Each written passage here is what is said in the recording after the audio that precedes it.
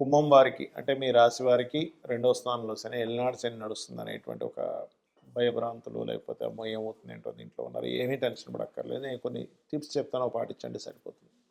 First of all ఇక్కడ 12వ అధిపతి 11వ అధిపతి అవుతాడు, సారీ లగ్నాధిపతి 12వ అధిపతి అవుతాడు శని మీకు అయ్యి 2లో ఉన్నాడు. అంటే ఏంటి, ఇన్వెస్ట్మెంట్స్ మనీ ఎక్కడైతే మనీ పెడతామో ఫలానా ఇన్వెస్ట్మెంట్ చేసి లేకపోతే విదేశాలకు వెళ్ళి ధనం సంపాదించాలని ప్రయత్నం చేస్తుంటామో ఇవి అనుకూలిస్తూనే కొంతవరకు స్ట్రెస్ కూడా ఇస్తాడనే విషయం గుర్తుపెట్టుకోండి మీరు ఇక్కడ.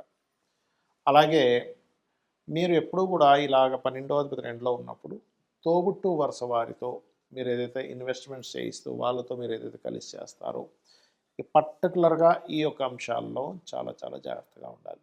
అయితే 2 శని ఎప్పుడు కూడా మీకు గృహ వాహన సంబంధించినటువంటి విషయంలో అనుకూలతనిస్తాడు, గుర్తుపెట్టుకోండి. 2 శని విద్యా సంబంధించిన విషయాల్లో కూడా మనం అనుకుంటాం శని కదండి, అట్లా కాదు. కాకపోతే కంటి స్థానంలో దృష్టి స్థానంలో ఉన్నాడు కాబట్టి కాస్త నైట్ టైం ఫోన్స్ చూడటము, అదేవిధంగా ఎక్కువసేపు చదువుతున్నప్పుడు కళ్ళు లాగుతుంటాయి, కుంభవారికి గుర్తుపెట్టుకోండి. అయితే ఇక్కడ సంతానం విషయంలో అనుకూలత మరియు లోన్స్ లభించడము, ఉద్యోగ సంబంధించినటువంటి విషయంలో అనుకూలత, ఇన్సూరెన్సెస్ మూలంగా కలిసి రావడం కూడా 2లో ఉండేటువంటి శనిస్తాడు, గుర్తుపెట్టుకోండి కుంభం వారికి ప్రత్యేకంగా. అయితే ఇక్కడ మీ యొక్క జీవిత భాగస్వామికి అది అష్టమ శని అవుతూ ఉంటుంది కుంభం వారికి. కాబట్టి వారు ఏదైనా కాస్త వాహనం మీద వెళ్ళేటప్పుడు కానివ్వండి, కొంచెం ఆరోగ్య విషయంలో కానివ్వండి, కుంభం వారి యొక్క జీవిత భాగస్వామి ఆరోగ్య విషయంలో ఈ పని చేయడం వల్ల కొంత నిందలు పడతాము అనుకునేటువంటి విషయంలో కాస్త జాగ్రత్త వహిస్తూ ఉండాలి. ఇక మీరు నిత్యము చేయవలసినటువంటి దేవతారాధన ఏమిటి చూసుకున్నట్లయితే, అయితే ఇక్కడ ఈ 2లో శని ఉన్నప్పుడు సంతానం ఎప్పటి నుంచో ఉద్యోగం కోసం ప్రయత్నం చేస్తున్నారండి, సంతానానికి ఉద్యోగ అవకాశాలు లేవనుకున్నప్పుడు ఇక్కడ ఏంటంటే కుటుంబంలో 2లో శని ఉన్నప్పుడు కుటుంబంలో అది కూడా గురువు యొక్క రాశి అయినందుకు కుటుంబ సభ్యుల్లో ఎవరైతే మరలా ఎర్నింగ్ పర్సన్స్గా జాబ్స్లు చేయాలనుకునే దాన్ని కూడా క్రియేట్ చేస్తాడు అక్కడ శని. అయితే మీకు ఏలినాడు శని ఉందనే విషయం ఫస్ట్ పక్కన పెట్టేసి నిత్యము కొన్ని పాటించండి, ఎటువంటి ఇబ్బంది ఉండదు. ఆలయాలకు వెళ్ళడము, ఎక్కువగా వాకింగ్ ఎక్సర్సైజ్ చేయడము, మీ యొక్క ఇంట్లో పెద్దవాళ్ళు ఉంటారు బాగా ఏజ్డ్ పర్సన్స్, వాళ్ళకి ఏదైనా వాళ్ళు ఆనందించడానికి వాళ్ళకి ఏదైనా ఇవ్వడం కొనివ్వడం ఇటువంటివి చేయండి. చండీ పారాయణం చేయండి, గోవులకు కాస్త గ్రాసము క్యారెట్. శని ఏలినాడు శని అనుకోండి, అర్ధాష్టమ శని అనుకోండి, అష్టమ శని అనుకోండి, లేదా శని మహాదశలు అనుకోండి, శని అంతర్దశలు అనుకోండి. మొట్టమొదటిగా మనం అమ్మో కష్టాలు ఇచ్చేస్తాడు, అమ్మో ఫైటింగ్ చేయాలి, అయ్యి బాబాయ్ ఏమైపోతుందో ఫస్ట్ ఈ భయం నుంచి బయటికి రండి. ఎందుకంటే ఫైటింగ్ మనమే కాదు, దేవతలు కూడా వాళ్ళు ఫైట్ చేస్తారు లైఫ్లో. మనం అందరం మొక్కేటువంటి లలిత అమ్మవారు బండాసుడితో ఫైట్ చేయలేదా, శివుడు త్రిపురాసుర సంహారం చేశాడు, గణపతి, మనం చూడండి ఏ దేవతను తీసుకోండి వాళ్ళకేమి సుఖంగా హ్యాపీగా అలా ఏం కూర్చొని లేరు. ఆంజనేయ స్వామి మనకి లంకకు 100 యోజనాల లంక ఇక్కడి నుంచి ఎగురుకుంటూ వెళ్ళి అక్కడ చాలా బీభత్సం చేసి మళ్ళీ వచ్చాడు. శ్రమ పడకుండా ఉన్నారా ఒకసారి ఆలోచించండి. మహాగణపతి ఆయన గణపతి యొక్క వృత్తాంతంలో మనం విన్నాక, అదేవిధంగా శివుడు, విష్ణు ఎన్ని అవతారాలు ఎత్తాయండి, రామావతారం, కృష్ణావతారం. ఎందుకు ఏం కష్టం, ఎందుకు నాకు ఇవన్నీ ఎందుకని చెప్పి దూరంగా ఉండొచ్చుగా.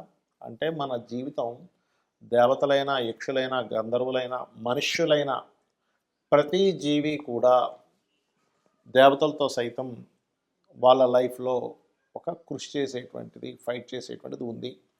మనందరం ఏంటంటే ఫైట్కి దూరంగా పారిపోతున్నాం, అమ్మో నాకు వద్దు, అది సంసార చక్రం నుంచి కూడా దూరంగా పారిపోతున్నాం, అమ్మో నాకు వెళ్ళొద్దు, ఎవడు పడతాడు, అమ్మో నాకు పిల్లలు వద్దు, ఎవడా బాధ్యత తీసుకుంటారు, అమ్మో నాకు ఉద్యోగం వద్దు, చక్కగా నేను ఈ ఆశ్రమంకి వెళ్ళిపోతాను అని అనుకుంటున్నారు. కానీ ఇక్కడ మీరు అర్థం చేసుకోవాల్సింది ఏంటంటే ఇవన్నీ మీ యొక్క కర్మలు.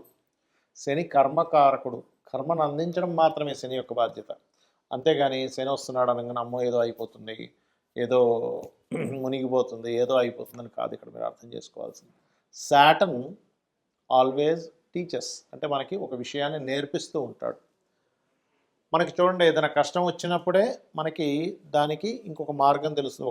ఒక రూట్లో వెళ్తున్నాము, ఆ యొక్క రూట్లో వెళ్తున్నప్పుడు అక్కడ ఉండేటువంటి ప్రాంతం బ్లాక్ అయింది, అప్పుడు మనం ఇంకొక మార్గం గుండా వెళ్ళి గమ్యాన్ని చేరుకుంటాం. అంటే గమ్యం చేరుకోవడానికి కొన్ని ఆటంకాలు ఏర్పడితేనే మీకు మరొక కొత్త రూట్ తెలుస్తుంది. కొత్త రూట్‌కి వెళ్తున్నప్పుడు మీకు జ్ఞానం పెరుగుతుంది. అలాగే లైఫ్‌లో కూడా ఒక ఉద్యోగం పోయింది, ఇంకో ఉద్యోగం వస్తుంది. లేదా ఇంకోటేదో కష్టం పడుతున్నాం, ఫైనాన్షియల్‌గా ఇబ్బందొస్తుంది. అప్పుడు ఇంకో ఫైనాన్షియల్‌గా ఇంకెలా సంపాదించాలో తెలుస్తుంది. కాబట్టి ఏంటి, శని ఆల్వేస్ కర్మకారకుడు, లాభాలకు కారకుడు, ఉద్యోగానికి కారకుడు, ఆయుష్‌కి కారకుడు. ఈ పాయింట్ ఆఫ్ వ్యూలో ఆలోచించండి. శని ఎప్పుడూ కూడా మనం ఎక్కువగా శ్రమ పడుతూ ఉంటే మనల్ని ప్రత్యేకంగా ఆయన ఇబ్బంది పెట్టేది ఉండదండి. నిత్యము మీరు పని చేసుకుంటూ ఉండండి, ఏదో ఒక పని. ఖాళీగా ఉండకుండా మీకు ఖచ్చితంగా బాగుంటుంది. అయితే శని యొక్క ప్రభావం తగ్గడానికి మీరు చేయవలసిన దేవతా ఆరాధనలు ఏంటో చెప్తాను. మీకు దగ్గరలో ఆంజనేయ స్వామి కానీ, గణపతి కానీ, లక్ష్మీనరసింహస్వామి కానీ, స్కందుడు కానీ, శక్తి ఆలయం, అమ్మవారి ఆలయాలు ఏమున్నా రోజు ఒక్కసారి వెళ్ళడం మీరు ప్రాక్టీస్ చేయండి. అంటే మీరు రోజు ఒక్కసారిని వెళ్ళేసి అక్కడ ప్రదక్షిణం చేసుకొని చక్కగా అక్కడ కూర్చొని ఒక కాసేపు రాండి, మీరే చూస్తారు దాని ప్రభావం. ఎందుకంటే మన చుట్టూ ఉండే ఆరాతో సంబంధం ఉంటుంది గ్రహ ప్రభావాలు. ఎప్పుడైతే మనం ఒక పాజిటివ్ ఆరాలోకి ఎంటర్ అయ్యామో నెగటివ్ ట్రిగరింగ్ అనేది తగ్గిపోతుంది. పాజిటివ్ ట్రిగర్ అంటే మనకి ఏమంటే ఒక్కసారిగా గుడికి వెళ్తే అన్ని కష్టాలు పోతాయో కాదు. మీరు ఎలా హ్యాండిల్ చేయాలి, మీ మనసు, మీ ఆలోచనలు అన్నీ కూడా క్లియర్ అవుతాయి, గుర్తుపెట్టుకోండి. అలాగే మరొక విషయం ఏంటంటే దీంతోపాటు మీకు దగ్గరలో గోశాలలు ఉంటే గోశాలకు వెళ్తూ ఉండండి. గోశాలలకు వెళ్ళే గోవుల యొక్క ఎనర్జీ కూడా కంప్లీట్ పాజిటివ్ ఎనర్జీ, గుర్తుపెట్టుకోండి. అదేవిధంగా దీంతోపాటు మీరు కొంచెం ఏమవుతుంటుందంటే ఏలినాటి శని, అర్ధాష్టమి శని, అష్టమ శని, శని దశల్లో ఉన్నప్పుడు మనిషికి తెలియకుండానే ఒక బద్ధకము, ఒక లేజీనెస్, ఒక పోస్ట్పోన్ చేయాలనే తత్వం ఇస్తూ ఉంటుంది. కాబట్టి ఒక టబ్లో వాటర్ తీసుకొని అందులో గోరువెచ్చని నీళ్ళు తీసుకొని అందులో కాస్త కల్లుప్పు వేసి అందులో కాళ్ళు పెట్టి అట్లా కూర్చోండి కాసేపు. అది మరీ వేడి కాళ్ళు కాలిపోయే అంటే కాదు, గోరువెచ్చని నీళ్ళు. మీరు చూస్తారు, మీరు తెలియకుండానే ఒక నెగటివ్ ఎనర్జీ బయటకు పోతున్న ఫీలింగ్ మీకు వెంటనే సెకండ్స్లో తెలుస్తూ ఉంటుంది. అలాగే ఈ శని కుజులు పరస్పర వీక్షణలో ఉన్నప్పుడు మీనరాశిలో శని ఉంటూ ఈ సంవత్సరం మనకి పంచగ్రహ కూటమి 3 సార్లు వస్తుంది 2026 సంవత్సరంలో. జనవరిలో ఒకసారి, ఫిబ్రవరిలో 2 సార్లు, మరి చతుర్గ్రహ కూటమి 2 సార్లు వస్తుంది. అంటే ఎప్పుడూ కనీ విని ఎరుగనటువంటిది వస్తుంది. కాబట్టి ప్రపంచవ్యాప్తంగా కనీ విని ఎరుగని వింతలు చూస్తాము.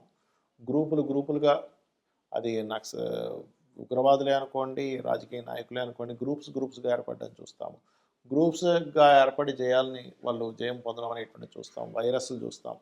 అదేవిధంగా అగ్ని ప్రమాదాలు, యాక్సిడెంట్లు, అటాక్లు ఇట్లాంటివన్నీ ఉన్నాయి. కాబట్టి మీరు ఇంటి నుంచి బయలుదేరేటప్పుడు ఎక్కువగా గుంపులు ఉండే ప్రదేశాలు ఎక్కువ తిరగకండి. ఇంటి నుంచి బయలుదేరేటప్పుడు ప్రధానంగా మీరు, ఎందుకంటే ఇది ఒక సంవత్సరంన్నర పాటు ఉంటుంది కాబట్టి మీ ఇష్టదైవాన్ని తలుచుకొని బయలుదేరండి. అమ్మవారు మిమ్మల్ని రక్షించి తీరుతుంది.